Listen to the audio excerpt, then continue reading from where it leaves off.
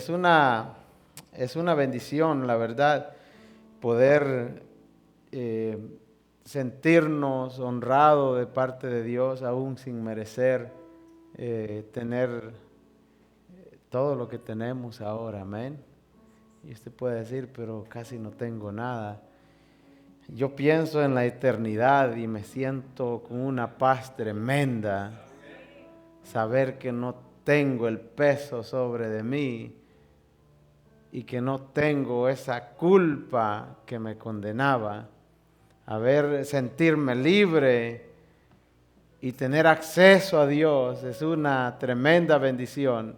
Y yo creo que eso es más que suficiente para vivir agradecido y que cada día en nosotros haya ese profundo agradecimiento para con Dios por lo que Él hizo en la cruz del Calvario. Amén, porque tomó nuestra causa, tomó nuestro lugar, tomó nuestras culpas, nuestra responsabilidad y se hizo a sí mismo pecador. Esta noche vamos a seguir con la serie Porque Él vive, y ya hemos escuchado al pastor, y esta noche vamos a hablar acerca de la redención. Porque Él vive, nosotros tenemos redención. Para ello, si me acompaña por favor a la carta de Pablo a los Efesios en el capítulo 1. Y vamos a tomar como base el versículo 7. Vamos a leer hasta el 10. Pero quiero que nos enfoquemos en lo que es la redención de Jesucristo hacia la humanidad. Es un tema muy hermoso, una palabra hermosa, un acto hermoso, y creo que es el más hermoso que encontramos en la historia de la humanidad. La palabra redención, allí está el secreto de la iglesia ahora en día. Ahí está el punto cumbre de nuestra vida, en esta palabra. La carta a los Efesios, capítulo 1, si lo tiene y nos ponemos en pie en reverencia a la palabra. Vamos a leer del versículo 3 para entender mejor. Y dice Pablo a los hermanos: bendito sea el Dios y Padre de nuestro Señor Jesucristo, que nos bendijo con toda bendición espiritual en los lugares celestiales en Cristo, según nos escogió en Él antes de la fundación del mundo, para que fuésemos santos y sin manchas delante de Él, en amor habiéndonos predestinado para ser adoptados hijos suyos por medio de Jesucristo, según el puro efecto de su voluntad, para alabanza de la gloria de su gracia, con la cual nos hizo aceptos en el amado, en quien tenemos redención por su sangre, el perdón de pecados, según la riqueza de su gracia, que hizo sobreabundar para con nosotros en toda sabiduría e inteligencia, dándonos a conocer el misterio de su voluntad según su beneplácito, el cual se había propuesto en sí mismo, de reunir todas las cosas en Cristo en la dispensación del cumplimiento de los tiempos, así que las que están en los cielos como las que están en la tierra. Amado Dios, gracias en este momento, Señor, por tu palabra, que es bendita y es alimento para nosotros. Y esta noche, Señor, te agradecemos porque tenemos el honor, el privilegio de poder abrir una Biblia o tener acceso a una Biblia, Señor, y poder leer tu palabra. Te agradezco, Señor, por el misterio que ha sido revelado a nosotros, Señor.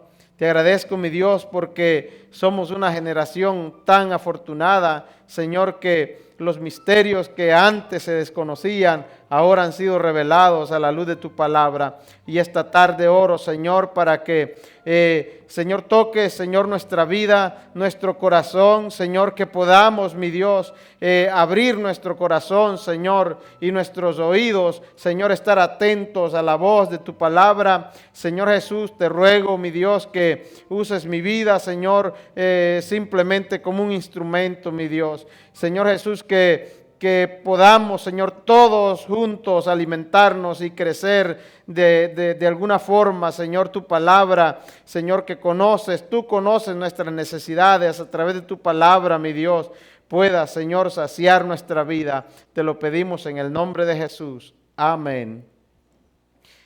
Pueden tomar asiento, hermanos, y como les dije, vamos a hablar acerca de porque Jesucristo vive. Ahora, esta tarde tenemos redención. Amén. La humanidad entera tiene redención por la sangre de Jesucristo. Y es lo que Pablo le dice a los hermanos en Éfesos. Y él les dice: en quien tenemos redención por su sangre, el perdón de pecados. Amén. Yo creo no hay cosa más dura para una persona que vivir bajo la vergüenza y bajo una tremenda responsabilidad, y sobre todo vivir cargado de culpa, de culpabilidad. No hay nada más tremendo que a una persona le puede quitar el sueño, sentirse que no tiene salida en su vida debido a los hechos o a las acciones que muchas veces cometemos. Y si hay algo que nos carcome, y yo hablo desde mi punto de vista, si hay algo que nos consume por dentro, es la culpa. Cuando hacemos algo, llámese indebido, inapropiado o fuera de lugar, pero algo que realmente no está en nuestra costumbre hacer. Cuando le fallamos a alguien que amamos y cuando nos fallamos a nosotros mismos, no dejamos de sentir ese peso de responsabilidad.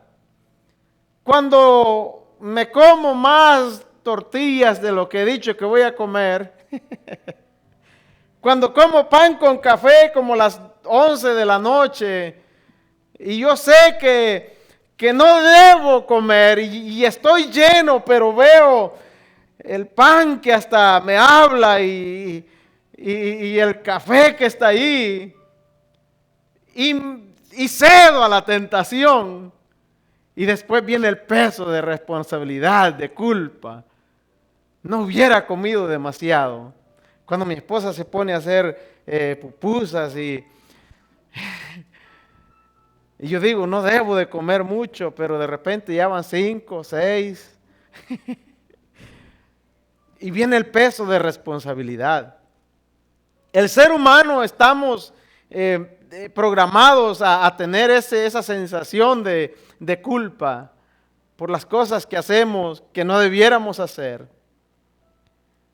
Y cuando hablamos del pecado, no es para menos.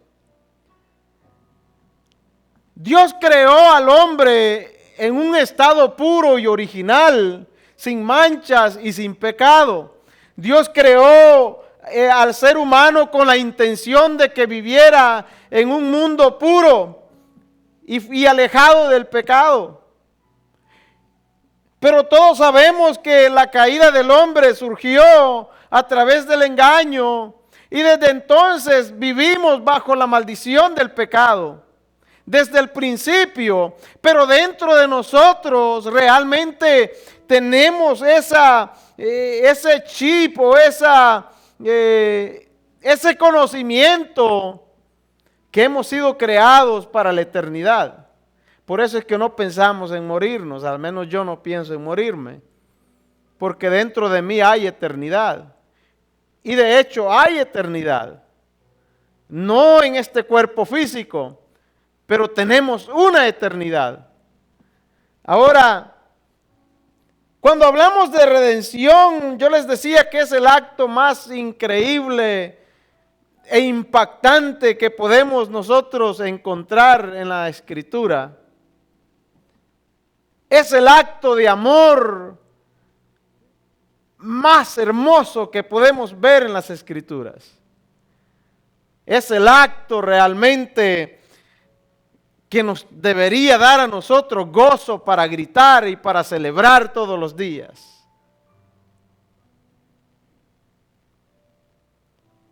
Cuando vamos a un lugar, digamos a un restaurante, y nos damos cuenta que alguien más pagó por nuestra comida, y cuando vamos a pagar nos dicen su cuenta está saldada porque alguien cubrió su cena, su almuerzo. Entra en nosotros una sensación de agradecimiento, de tranquilidad, de alegría, porque no sabemos quién fue, quizás no nos demos cuenta nunca quién fue, pero sabemos que alguien tomó el lugar que nos correspondía y cubrió una deuda. Cuando pensamos en la redención que Jesucristo hizo por la humanidad, nos damos cuenta que Jesucristo mismo tomó nuestro lugar, tomó nuestras culpas y nuestro pecado. Ahora, redención en sí es lo que permite o lo que se refiere a la acción de liberar algo o a alguien de un sufrimiento o de un castigo. Esa es la palabra redención. Es el acto, el hecho, la acción de liberar a alguien de un sufrimiento o de un castigo. También se puede utilizar para hacer referencia al hecho de adquirir, recuperar algo que se había perdido o que estaba embargado. Cuando nosotros sacamos un préstamo, lo sacamos en base a algo. Cuando vamos a comprar un carro, por ejemplo, a la agencia, y lo sacamos financiado en base al valor del carro y obviamente al crédito. Pero sabemos que al fallar en nuestros pagos, en nuestra mensualidad, el banco va a venir a recuperar algo que le pertenece, que nosotros lo tenemos, pero que en sí tiene el nombre de ellos en el título. Cuando compramos una casa, de igual manera, si fallamos en hacer los pagos correspondientes, el banco viene y toma reposesión, embarga la propiedad. Para entender mejor, nos vamos al principio donde empezó todo. Pero yo pensaba en esto, creo que el pastor sacó esta ilustración hace poco del niño y el barco, ¿verdad? ¿Se acuerdan? Si no, se la voy a contar otra vez. Aunque me gusta mejor cómo la cuenta el pastor, pero vamos a tratar. Que el niño, su padre tenía un taller donde trabajaban con madera. Y el niño todas las tardes después de la escuela se iba al taller y agarraba los pedazos de madera que sobraban y empezaba a tallarlos y a trabajar, a tallarlos, a darles formas. Después de muchas semanas de trabajo, tenía un barquito, construyó un barquito y lo arregló bien bonito, lo pintó y le puso su nombre. Se fue a jugar a la orilla del río y miraba cómo el barquito navegaba por la orilla del río y él caminaba y miraba su barquito y él iba caminando río abajo, viendo su barquito navegar en el agua, caminando y viendo su barquito. En eso iba. Cuando el viento le juega una jugada o le juega en contra, empuja el barquito hacia el centro del río. Y él, ante la mirada atónita e incrédula del niño, ve que su barquito desaparece a la distancia. Y siguió caminando río abajo con la esperanza que iba a encontrar su barquito que le había costado tanto trabajo hacer y detallarlo y ponerle su estampa. Era su orgullo, esa creación era su orgullo. Le platicaba a todos los niños del barrio que había hecho un barquito y que era lo más hermoso que había en aquel lugar. Caminó varios kilómetros río abajo y nunca encontró su barquito. Una semana más tarde caminaba con su padre en el pueblo cercano y pasaron enfrente de un lugar, un pawn shop o una casa de empeño, y miran por la vitrina y ante su mirada incrédula mira su barquito en display que estaba de venta. Sus ojos se llenaron de emoción y le dijo a su padre: mira mi barco. Conoció la creación que él había hecho. Él supo inmediatamente que era su barco, porque él sabía exactamente los detalles que tenía. Corrió hacia adentro de la tienda y le dice: Señor, yo vengo por mi barco. Y le dice el dueño: muchacho, ese barco es mío porque yo lo compré. Y él le dice: ese barco es mío, yo lo hice, yo lo construí, es más, hasta tiene mi nombre. Y le dice el dueño: probablemente sea tuyo, pero yo lo compré. Ahora, si tú lo quieres de regreso, tendrás que comprarlo. El niño, decepcionado, sin dinero, corre donde su padre y le dice: necesitamos comprar ese barco. Le dice el padre: pero es muy caro. Le dice el niño: no importa, yo necesito comprar ese barco. Se fueron a casa, el niño empieza a trabajar aquí y allá, ayudando a los vecinos a ganar su dinero. Recoge después de unas semanas el dinero que necesitaba y corre al pueblo de regreso. Y llega al lugar, a la casa de empeño, y mira su barquito todavía en la vitrina. Y corre y le da al dueño, le dice: aquí traigo el dinero por mi barco. Lo cuenta y le dice: ok, está bien, aquí está tu barco.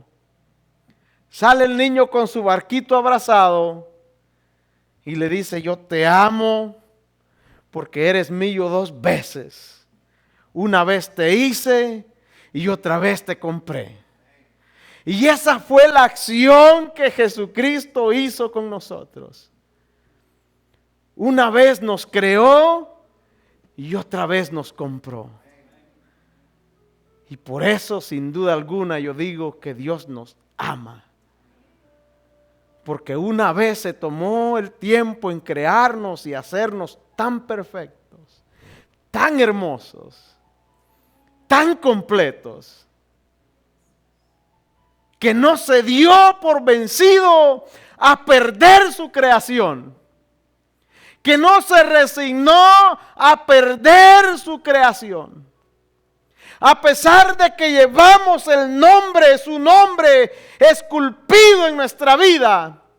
Porque la Biblia dice que cuando Dios creó al hombre y dijo: Dios, hagamos al hombre a imagen y semejanza nuestra. Eso da a entender que usted y yo tenemos una apariencia única que nos hace idénticos al Creador. Que no importa que tan lejos nos vayamos de Dios, que no importa que tan lejos vayamos en el mundo, no importa que tan hundido en el pecado se encuentre una persona, tiene una imagen que lo distingue y que nos hace idénticos al Creador. Y que Jesucristo vino para rescatarnos otra vez. Pensaba, sin duda alguna vivimos en una nación hermosa y que nos ha dado a nosotros muchas posibilidades, que le ha dado a nuestra familia posibilidades de vivir bien, de vivir mejor. Y pensaba en esto, pero también pensaba en que esta nación tiene una historia un tanto manchada. Pensaba en la época de la esclavitud en este país, y no solo acá, pero vamos a hablar de acá, de esta nación. Y hace relativamente muy poco tiempo. Pero lo que me llama la atención a mí es que en este tiempo venían barcos extranjeros de otros países y venían y anclaban en los puertos, en las costas de Estados Unidos. Y esos barcos venían llenos de gente para ser vendidos en los mercados, en subastas. Y allí se aglomeraban aquellos amos y dueños de grandes empresas del campo.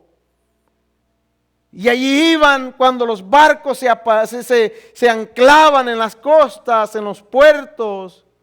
Se aglomeraba la gente apostando por aquellos esclavos. Apostando por aquel que le podría servir mejor. Esa gente cuando venía sin ningún derecho. Es más, cuando un amo compraba un esclavo, no se interesaba por el nombre de este. Más bien le ponía el nombre del amo. O le ponía un sello o algo que lo identificara con el amo. Pero un esclavo no tenía un nombre propio. No tenía una identidad, no tenía ningún derecho, no tenía ningún valor. Y esa era la triste realidad en la que vivían los esclavos.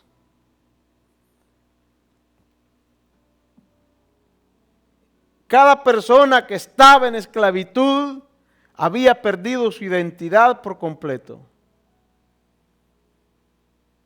Si algún día tuvo un nombre de donde ellos venían, ahora era un don nadie, ahora era un simple esclavo, era un objeto de valor para una persona. Compraban. Yo me imagino lo duro de esa época. Yo pienso en mis muchachos y en todos estos muchachos, como padres, que veamos y miremos esta fotografía. Estar en una subasta y siendo nosotros subastados. Y que lleguemos en familia y la gente se aglomere a vernos a nosotros. Y que pase alguien y mire nuestros niños, nuestras niñas, y los revisen por todos lados y los codicien. Y uno sin poder hacer nada. Simplemente aguantar el dolor y el sufrimiento al saber que alguien despiadado está tratando de llevarse a nuestros hijos. El esclavo nunca jamás podía pagar por su propio rescate. Estaba condenado a morir en esclavitud. Condenado a morir en la miseria, condenado a morir en la desgracia. Es más, cuando el esclavo se hacía viejo o se enfermaba, el amo tenía todo el derecho de tirarlo afuera a que muriera, porque ya le era inservible, porque ya no tenía ningún uso para esta persona. Aquellos amos que eran de mayor o de mejor corazón, los dejaban ahí en las tiendas por lo menos para que si hallaban algo de comer, que comieran. Pero muchos amos lo que hacían con un esclavo enfermo era simplemente arrojarlo o rematarlo, prácticamente quitarle la vida, porque les era un estorbo. Esa era la triste realidad de la esclavitud. No sé si usted está viendo la fotografía como se la estoy poniendo, de un esclavo. Que nosotros, si fuéramos esclavos, no tuviéramos ningún derecho. Ver que alguien se peleara por nuestros hijos, que alguien viera a mi niña y dijera: esta niña está buena para tener hijos y me la voy a llevar. Esa era la realidad. Y yo les tengo una noticia esta noche, que usted y yo, la Biblia dice que éramos esclavos del pecado y que no teníamos ningún derecho, que no teníamos ninguna esperanza, que no teníamos ninguna identidad, porque Dios nos creó puros. Dios nos creó en santidad. Dios nos creó perfectos. Dios nos hizo tan bien que éramos el orgullo de Dios, la creación con la que el sello, como decimos, la cereza del pastel. Cuando terminó la creación, puso la cereza en el pastel, creando el ser humano. Ese debíamos ser usted y yo. Pero todo se vino abajo.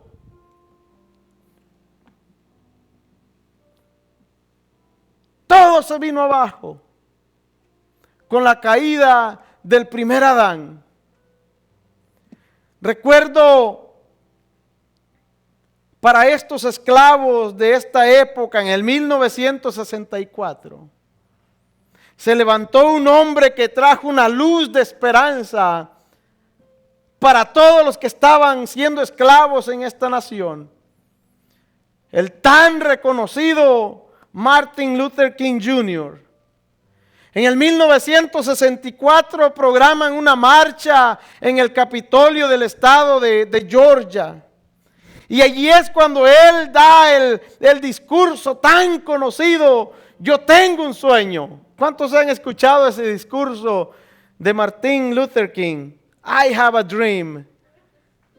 Yes, ahí se relacionan. You? Yes.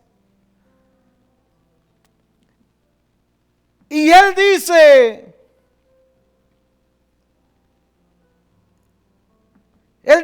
Martin Luther King empieza y dice: yo tengo un sueño. Y se lo voy a leer porque y les recomiendo que cuando lleguen a la casa busquen el discurso de Martin Luther King. Y se los voy a dar resumido. Y él dice: yo tengo un sueño, que un día esta nación se pondrá en pie y realizará el verdadero significado de su credo. Él dice: sostenemos que estas verdades son evidentes para sí mismas, que todos los hombres han sido creados iguales. Y es lo que aparece en la Declaración de la Independencia de esta nación. Todos los hombres son creados iguales. Cuando se juntaron para hacer la independencia de esta nación, fue lo que pusieron y estamparon los padres de la patria de esta nación. Y por eso él dice que le hagan honor a su credo, que todos los hombres son creados iguales. Y él dice, yo tengo un sueño, que un día sobre las colinas rojas de Georgia, los hijos de quienes fueron esclavos y los hijos de quienes fueron propietarios de esclavos serán capaces de sentarse juntos a la mesa de la fraternidad. Y continúa diciendo, yo tengo un sueño, que un día incluso el estado de Mississippi, un estado sofocante por el calor de la injusticia, sofocante por el calor de la opresión, se transformará en un oasis de libertad y justicia. Tengo un sueño, que mis 4 hijos vivirán un día en una nación en la que serán juzgados, no serán juzgados por el color de su piel, sino por su reputación y su carácter. Y él dice, yo tengo un sueño hoy. Tengo un sueño que un día allá abajo en Alabama, con sus racistas despiadados, con su gobernador que tiene los labios goteando con las palabras de interposición y anulación, que un día, justo allí en Alabama, niños de color y niñas de color podrán darse la mano con niños blancos y niñas blancas, como hermanos y hermanas. Y termina diciendo, tengo un sueño hoy. Esto fue en el 1964. 60 años más tarde, usted y yo corremos las calles de esta nación, vamos a los parques, a las iglesias, a las escuelas, a los centros comerciales y vemos que el sueño que este hombre tuvo hace 60 años se ha hecho realidad. Existe el racismo y siempre va a existir. Pero lo que él anhelaba ver, no lo pudo ver porque 4 años más tarde fue asesinado. Y yo quiero que usted vea esto conmigo, y no vine a hablarle de política, pero me impactó, porque quiero llevarlos a algún lado. Es un raro para hacer una introducción de un sermón, pero quiero llevarlos a un lado. Usted y yo estábamos en la misma condición. Estábamos oprimidos por el pecado. Teníamos un amo sin escrúpulos. Cuando nacimos bajo el verdugo y la opresión de Satanás. No escogimos nacer, pero el día que nacimos traíamos el sello estampado en nuestra vida de nuestro amo, y era Satanás, el diablo.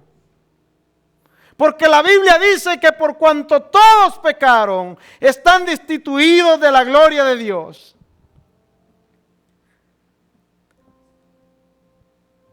Todo empezó en el huerto del Edén.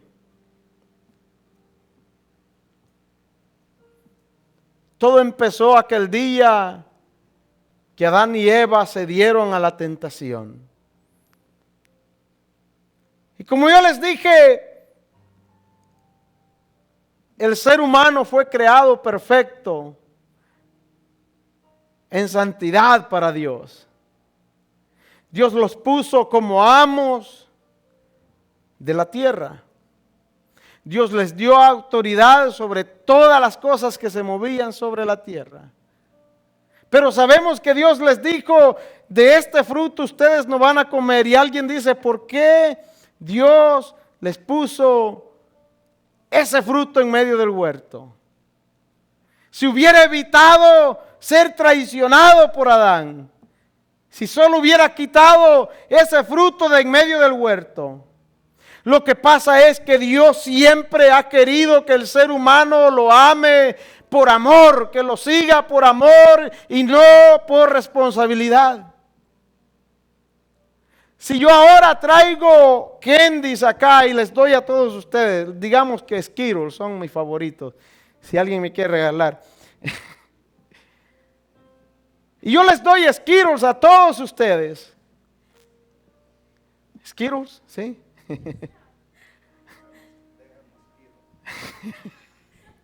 No mosquitos, Skittles. Y les doy a todos, a ustedes Skittles acá, dulces. Y les digo, ustedes escojan cuál quieren agarrar. Y ustedes me miran a mí y dicen, pero si solo hay Skittles. No les doy otra opción más. Ustedes van a elegir Skittles porque es lo que hay. Al contrario, Dios le pone a Adán y a Eva un fruto en medio del huerto y le dice, de este no van a comer. Porque Dios siempre ha querido que el ser humano use su raciocinio o su razón para amarlo, porque quiere amarlo. Y por eso tenemos la libertad si queremos alejarnos de Dios e ir a pecar e ir a hacer lo que queramos. Porque Dios nos ha dado a nosotros el libre albedrío de decidir lo que queremos hacer. Y fue exactamente lo que esta pareja hizo. Se dio a la tentación. Y el resto nosotros lo sabemos.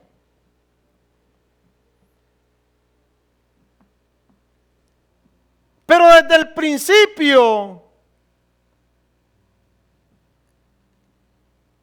Dios estaba interesado en restablecer la relación que habíamos perdido con Dios. En Levíticos 25, la Biblia no tiene que buscarlo si quiere, pero Levíticos 25, en el versículo 23, Dios le da una ley al pueblo.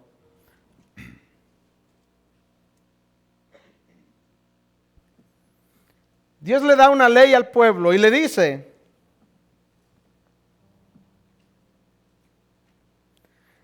la tierra no se venderá a perpetuidad, porque la tierra mía es, pues vosotros forasteros y extranjeros sois para conmigo.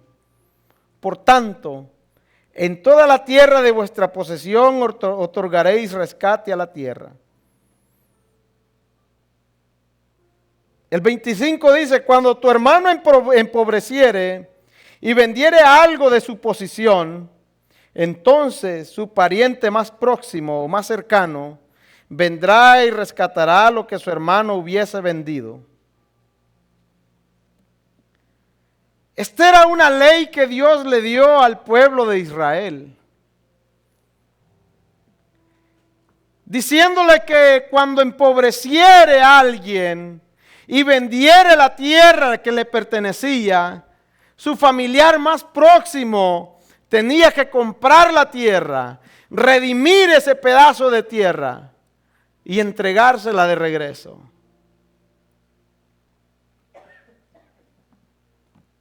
Por eso aparece una luz de esperanza. ¿Se acuerdan cuando Isaías dijo, he aquí un niño os es nacido, hijo nos es dado, y llamará su nombre Consejero, Dios fuerte, Padre eterno, Príncipe de paz? Y dice, su reino no tendrá fin. Allí se abre una luz de esperanza para la humanidad. Porque estaba hablando de un redentor que vendría a hacer las paces entre la humanidad y Dios. ¿Por qué Dios no podía quitarle la tierra a Satanás si a él le pertenecía? Dios podía hacerlo. Dios podía venir y quitarle, porque Adán y Eva le entregaron a Satanás la autoridad sobre todas las cosas. Le entregaron la autoridad sobre la humanidad entera. Entonces, cuando Satanás tienta a Jesús, Fíjese bien, Él le dice, si me adoras, todos estos reinos que tú ves, yo te los entrego. Porque Él se sentía con posición sobre la tierra, porque la tenía, porque había ganado. Legalmente le había quitado a la primer pareja, le había quitado la autoridad que Dios le había dado. Legalmente tenía posesión sobre la humanidad entera. Por eso éramos esclavos del pecado. Por eso no teníamos ningún derecho. Por eso un esclavo no podía pagar su propia libertad, como usted y yo no podíamos pagar por nuestro propio rescate. Por eso el Señor armó un plan, nuestro Dios armó un plan.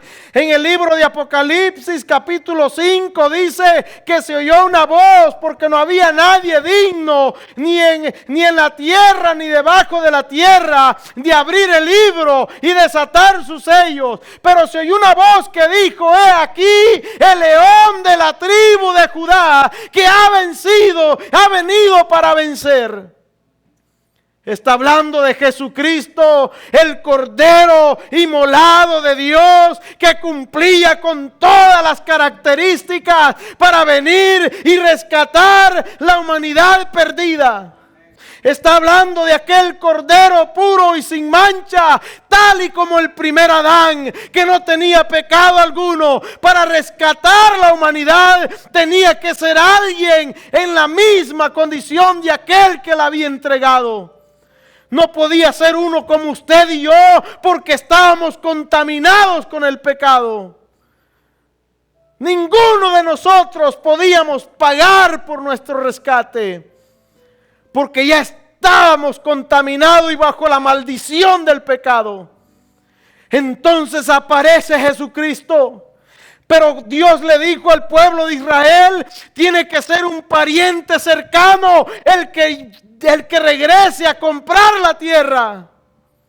Entonces, para que Jesucristo sea ese pariente cercano, en el Evangelio de San Mateo, en el capítulo 1, nosotros vemos la genealogía de Jesucristo.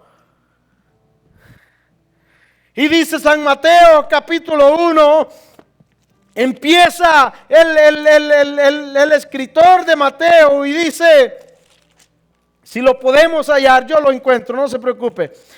Y dice el libro de la genealogía de Jesucristo. Y este es un capítulo súper aburrido, porque da la genealogía de Jesucristo y empieza y dice, hijo de David, hijo de Abraham. Abraham engendró a Isaac, Isaac a Jacob, y Jacob a Judá y sus hermanos. Judá engendró a Tamar, a Fares, a Sara, y luego engendró a Aminadab, a Naasón, y Naasón a Salmón, y Salmón engendró a Rahab, de Rahab a Boz, y Boz engendró de Ruth a Obed, y sigue la genealogía de Jesucristo. Y Dios dijo, tiene que ser un pariente cercano. Tiene que ser alguien que esté, un primo, hermano, alguien que venga a redimir la tierra. Y allá en el capítulo 5 dice, aquí el león de la tribu de Judá, que ha venido para vencer. Pero este capítulo 1 de San Mateo es lo que realmente es la partida de nacimiento de Jesucristo.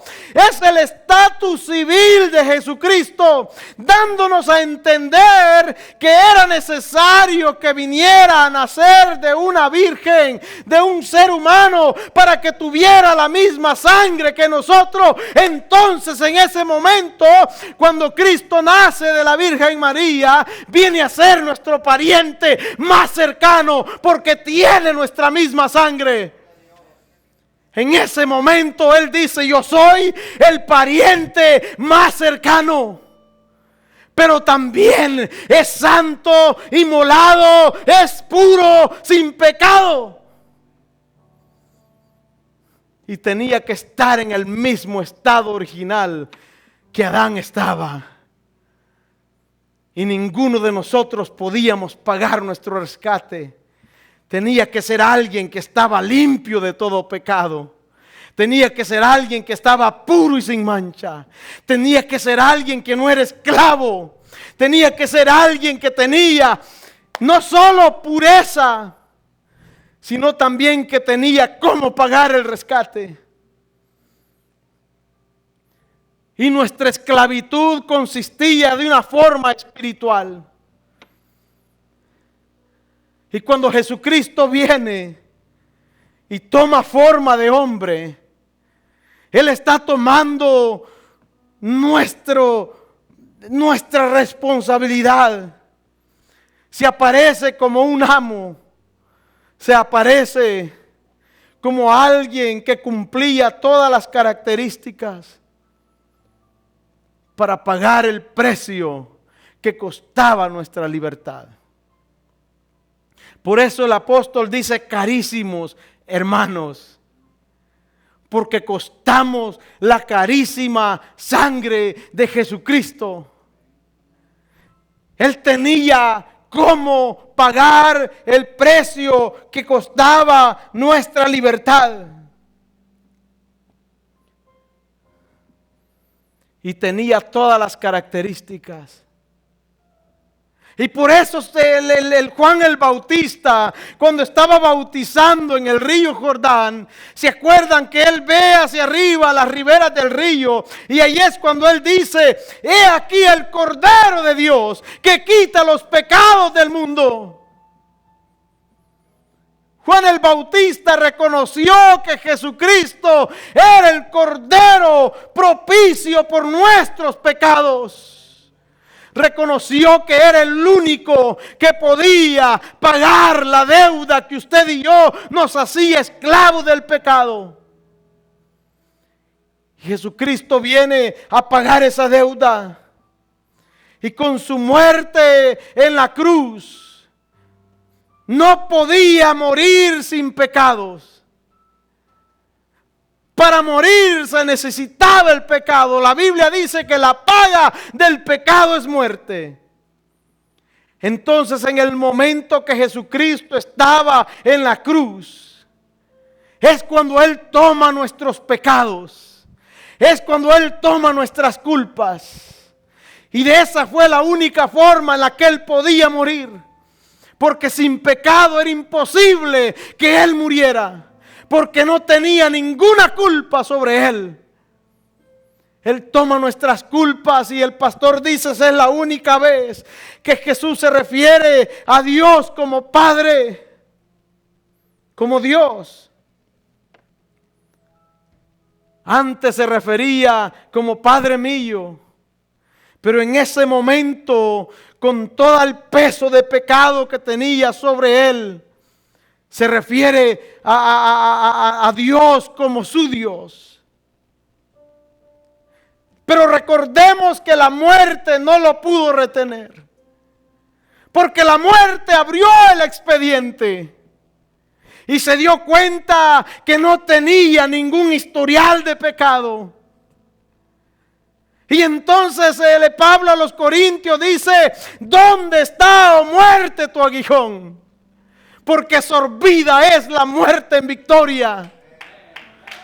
¿Dónde está, oh sepulcro, tu victoria? Porque la muerte se dio cuenta que no podía retener a uno que no tenía pecados. Y al tercer día Jesucristo se levanta victorioso de la tumba, venciendo la muerte, venciendo el pecado mismo, venciendo a Satanás. Y de esa forma Él paga el rescate y es la redención de nuestros pecados. Él mismo se dio en rescate. Dios dijo: tiene que ser uno que sea pariente cercano. Tiene que ser ya alguien que sea cercano a nosotros. Y aparece Jesucristo, naciendo de una virgen, teniendo forma de hombre, teniendo nuestras características, teniendo nuestra sangre.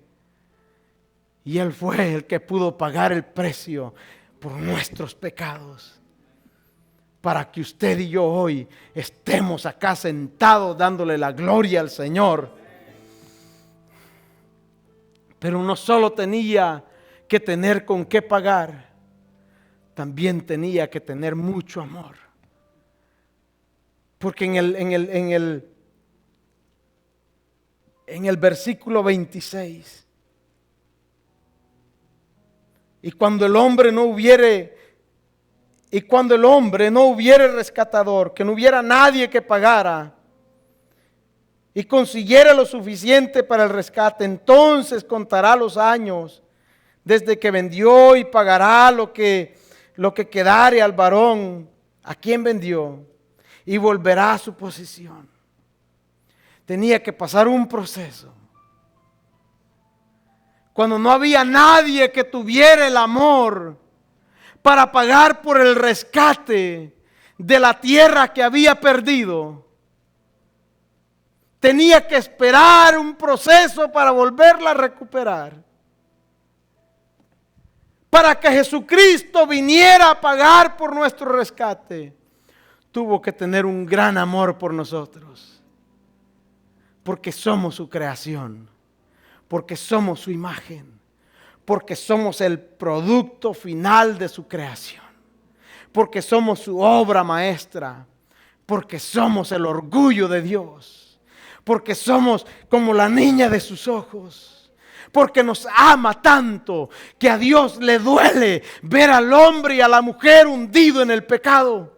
Nos ama tanto que a Dios le duele vernos a nosotros mismos coqueteando con el pecado, habiendo pagado la redención, habiendo dado su vida, habiendo ofrecido todo lo que Él tenía. Dice la Biblia, porque de tal manera amó Dios al mundo que dio a su Hijo único, para que todo aquel que en Él cree no se pierda, mas tenga vida eterna. Porque no envió Dios a su Hijo al mundo para condenar al mundo, sino para que usted y yo seamos salvos por Él. La Biblia dice que por gracia somos salvos y no por obra, para que nadie se gloríe. Somos salvos por el trabajo y en la obra perfecta de Jesucristo en la cruz. Somos salvos por lo que Él hizo. Somos salvos por su muerte, por la sepultura y resurrección de Jesucristo. Estamos esta tarde en este lugar gritando como locos, porque estamos agradecidos con aquel que nos rescató cuando usted y yo habíamos perdido la identidad. Cuando usted y yo no valíamos nada, cuando usted y yo habíamos perdido la credibilidad, cuando usted y yo éramos la burla de los demás, cuando usted y yo éramos un objeto en manos del enemigo, cuando usted y yo no hacíamos lo que queríamos, sino lo que el enemigo nos ordenaba hacer, cuando usted y yo estábamos siendo arrollados por las corrientes de este mundo, cuando nuestra familia estaba siendo golpeada por el enemigo, nuestro amo, aquel que nos había comprado en un tiempo cuando éramos esclavos del pecado, cuando estaba a punto de perder mi familia, cuando estuve a punto de quitarme la vida. Amén. Ahora me recuerdo de todo eso, que vino Jesucristo a pagar el precio para que ahora seamos libres. Y ese amo sigue en vigencia aún. Esta tierra sigue en posesión del enemigo. Sigue en las manos de aquel. Por eso es necesario, para obtener esa redención que Jesucristo nos dio en la cruz. La Biblia dice en Romanos: pues si siendo enemigos fuimos reconciliados con Dios por la muerte de su Hijo, mucho más estando ya reconciliados seremos salvos por su vida. Y luego dice que con el corazón se cree para justicia y con la boca se confiesa para salvación. Si creyeres, dijo Pablo, en tu corazón que Jesús es el Señor y que Dios lo levantó de los muertos, será salvo. Porque con el corazón se cree para justicia y con la boca se confiesa para salvación. La redención de Jesucristo está en vigencia. Porque Él vive, tenemos redención. Porque Él vive, tenemos perdón de pecados. Porque Él vive, ahora disfrutamos de la libertad. Porque Él vive, yo tengo mi familia junto en este lugar. Porque Él vive, hermano Antonio ya no anda en el alcoholismo. Porque Él vive, hermana Ana puede tener un esposo y unas hijas en la iglesia. Porque Él vive, vemos familias unidas en este lugar. Porque Él vive, la paga del pecado ha sido saldada. La cuenta que teníamos pendiente. Porque Él vive. ¿Me ayudas, papá? Y hermana Casey. Porque Él vive. Ahora somos libres para adorarle. Porque Él vive. Ahora vivimos una vida feliz. Porque Él vive. Ahora no hay nada que nos detenga. No hay culpa que nos detenga. Porque Él vive. Vivimos una vida para Cristo. Porque Él vive. El enemigo ya no nos puede acusar. Porque Él vive. Sabemos, hermanos, sabemos. Oh, gloria a Dios, que no hay ninguna condenación para los que están en Cristo Jesús. Amén. Gloria sea su nombre. Nos ponemos de pie. Gracias por estar con nosotros. Ha sido un honor poder llegar hasta ustedes. Si Dios ha hablado a través de esta predicación, nos gustaría mantenernos en contacto con usted.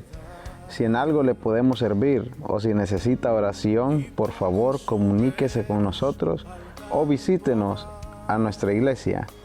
Estamos localizados en la ciudad de Indianoland y Lancaster, en Carolina del Sur.